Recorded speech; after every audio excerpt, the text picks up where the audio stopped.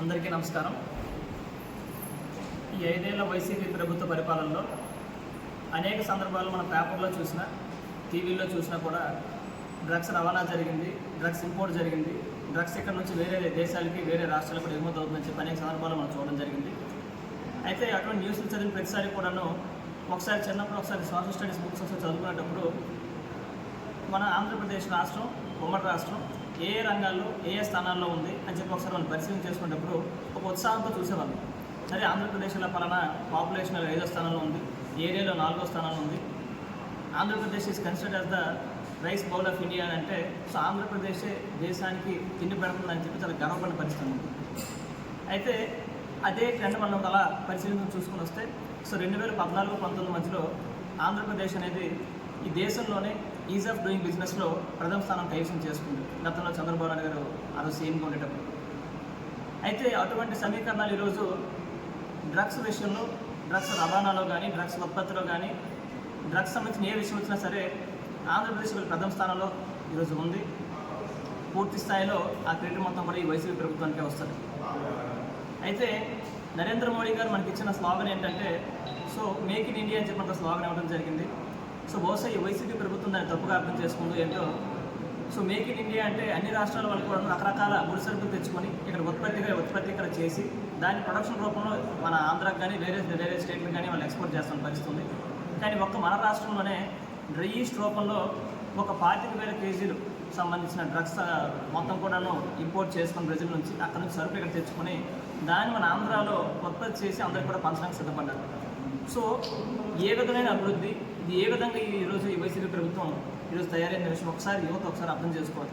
ఎందుకంటే మన ఆంధ్రప్రదేశ్ ఈరోజున్న పరిస్థితుల్లో ప్రతి యువత కూడా వేరే రాష్ట్రాలకు వలస వెళ్ళిపోతున్న ఈ సందర్భంలో ఉద్యోగ అవకాశాలు లేక, ఉపాధి లేక ఆర్థికంగా ఇబ్బందులు పడుతున్న ఈ ఆంధ్ర రాష్ట్రంలో ఇక 25,000 కేజీలు టన్నులు 25,000 కేజీలు డ్రగ్స్ ఇలాగ వైజాగ్ మనకి కంటైనర్ రూపంలో వచ్చిందంటే ఈరోజు డ్రగ్స్ని ఏ స్థాయిలో ఈరోజు ఈ ప్రభుత్వం ప్రజలకు ఇవాళ చేరువ చేస్తున్న విషయం మనం ఒకసారి అర్థం చేసుకోవాలి. తర్వాత ఇటువంటి విషయాలన్నింటినీ కూడా దృష్టిలో పెట్టుకొని ఎన్డీఏ కూటమిని ఏర్పాటు చేయడం జరిగింది. ఎందుకంటే ఇదే పరిపాలన మరుగుదల కొనసాగితే ఆంధ్రప్రదేశ్లో ఇంకెవరు ఉండరు, ఉన్న ప్రతి జనాభా కూడా వేరే రాష్ట్రాలకు వెళ్ళిపోతారు. కాబట్టి ఎన్డీఏ కూటమిలో తెలుగుదేశం, బీజేపీ, జనసేన కలిసి ఈ ఎన్నికల్లో ఈ ప్రభుత్వాన్ని, ఈ దుర్మార్గ ప్రభుత్వాన్ని ఎదుర్కోవడం జరుగుతుంది. కాబట్టి యువత ఈ సమీకరణాలన్నింటినీ కూడా ఒకసారి దృష్టిలో పెట్టుకొని రేపు ఎన్డీఏ ప్రభుత్వాన్ని గెలిపించి 100% డ్రగ్స్ని పూర్తిగా అరికట్టాలని చెప్పి నేను కోరుకుంటా ఉన్నాను, యువతను పిలుపునిస్తా ఉన్నాను. ఇండియాలోనే ఒకప్పుడు నెంబర్ 1 స్థానంలో ఉండేది, ప్రస్తుతానికి డ్రగ్స్లో నెంబర్ 1గా ఉన్నది.